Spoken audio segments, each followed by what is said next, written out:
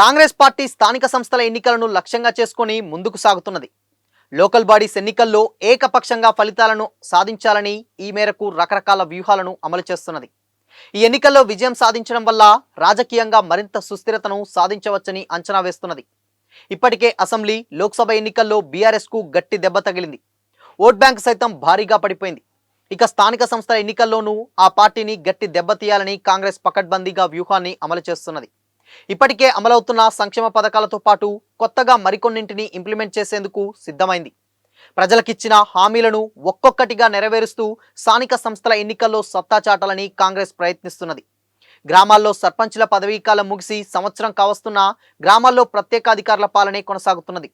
ఈ క్రమంలో సంక్రాంతి తర్వాత స్థానిక సంస్థల ఎన్నికలు నిర్వహించాలని ప్రభుత్వం నిర్ణయానికి వచ్చినట్లు సమాచారం. అందుకే దానిని టార్గెట్ గా పెట్టుకొని ప్రజలకు ఎన్నికల్లో ఇచ్చిన ప్రధాన హామీలను అమలు చేయాలని ప్లాన్ చేస్తున్నది.